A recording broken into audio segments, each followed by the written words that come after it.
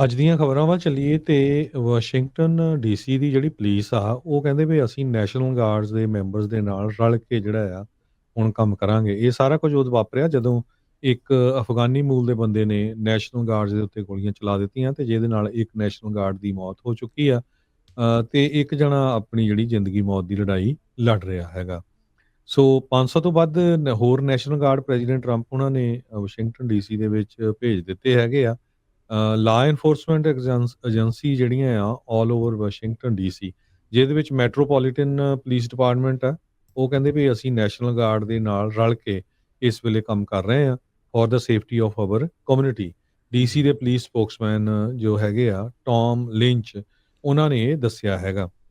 ਸੋ ਇਹ ਕਹਿੰਦੇ ਵੀ ਹੁਣ ਚੇਂਜ ਤਾਂ ਕਰਕੇ ਕੀਤੀ ਗਈ ਹੈ ਕਿਉਂਕਿ ਜੋ ਸ਼ੂਟਿੰਗ ਹੋਈ ਆ ਉਸ ਨੂੰ ਦੇਖਦੇ ਹੋਏ ਹੁਣ ਇਕੱਠੇ ਰਲ ਕੇ ਜਿਹੜੇ ਆ ਪੁਲਿਸ ਤੇ ਨੈਸ਼ਨਲ ਗਾਰਡ ਵਾਸ਼ਿੰਗਟਨ ਡੀਸੀ ਦੇ ਵਿੱਚ ਜੋ ਆ ਉਹ ਕੰਮ ਕਰਨਗੇ ਤੇ ਇਸ ਕਰਕੇ ਜਿਹੜਾ ਆ ਸੇਫਟੀ ਵੀ ਜਿਹੜੀ ਉਹਨਾਂ ਦੀ ਕਹਿੰਦੇ ਪਈ ਵਧੀਆ ਜਿਹੜੀ ਆ ਬਣੀ ਰਹੂਗੀ। ਜੀ।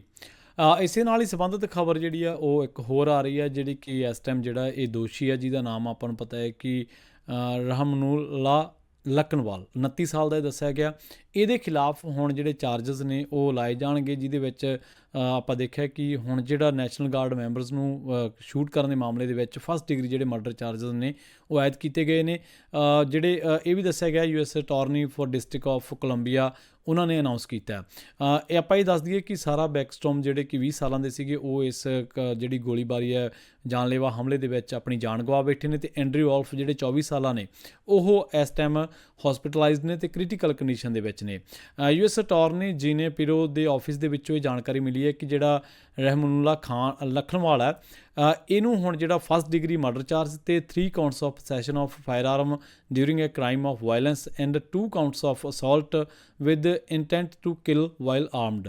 ਸੋ ਇਹ ਵਾਈਲ ਆਰਮਡ ਇਹ ਜਿਹੜੇ ਦੋਸ਼ ਨੇ ਹੁਣ ਇਹਦੇ ਤਹਿਤ ਲਾਏ ਗਏ ਨੇ। ਅਤੇ ਜੇਕਰ ਇਹਨਾਂ ਦੋਸ਼ਾਂ ਦਾ ਆਪਾਂ ਨੂੰ ਪਤਾ ਹੀ ਹੈ ਕਿ ਬਹੁਤ ਸੰਗੀਨ ਦੋਸ਼ ਨੇ, ਬਹੁਤ ਜ਼ਿਆਦਾ ਜਿਹੜੇ ਇਸ ਤਰ੍ਹਾਂ ਦੇ ਦੋਸ਼ ਨੇ ਜਿਨ੍ਹਾਂ ਦੇ ਵਿੱਚ ਸਖਤ ਸਜ਼ਾਵਾਂ ਹੁੰਦੀਆਂ ਨੇ ਜੇਕਰ ਆਪਾਂ ਦੇਖ ਲਈਏ ਕਿ ਬਈ ਜੇ ਬੰਦਾ ਇਸ ਮਾਮਲੇ ਦੇ ਵਿੱਚ ਕਨਵਿਕਟ ਕਰਾਰ ਹੋ ਜਾਂਦਾ ਹੈ। ਲਖਨਵਾਲ ਜਿਹੜਾ ਉਹ US ਦੇ ਵਿੱਚ 2021 ਦੇ ਵਿੱਚ ਐਂਟਰ ਹੋਇਆ ਸੀਗਾ ਆਪਰੇਸ਼ਨ ਅਲਾਈਸ ਵੈਲਕਮ ਦੇ ਤਹਿਤ, ਅਤੇ ਬਾਈਡਨ ਐਡਮਿਨਿਸਟ੍ਰੇਸ਼ਨ ਜਦੋਂ ਪ੍ਰੋਗਰਾਮ ਦੇ ਵਿੱਚ ਚਲਾ ਰਹੀ ਸੀਗੀ ਅਤੇ ਇਹ ਉਹਨਾਂ ਜਿਹੜੇ ਅਫਗਾਨ ਮੂਲ ਦੇ ਲੋਕਾਂ ਦੇ ਲਈ ਸੀਗਾ ਜਿਹੜੇ ਕਿ US ਦੇ ਲਈ ਕਿਸੇ ਨਾ ਕਿਸੇ ਤਰੀਕੇ ਨਾਲ ਕੰਮ ਕਰ ਚੁੱਕੇ ਨੇ, ਅਤੇ US ਵਿਦਡਰਾਅਲ ਫਰੋਮ ਦਾ ਕੰਟਰੀ ਦੇ ਤਹਿਤ ਇਹ ਪ੍ਰੋਗਰਾਮ ਦੇ ਵਿੱਚ ਉਹ ਜਿਹੜਾ ਇਸ ਦਾ ਆਪਾਂ ਕਹਿ ਲਈਏ ਕਿ ਹਿੱਸੇਦਾਰ ਸੀਗਾ ਅਤੇ ਉਹਨੇ ਲਾਹਾ ਵੀ ਲਿਆ ਸੀਗਾ।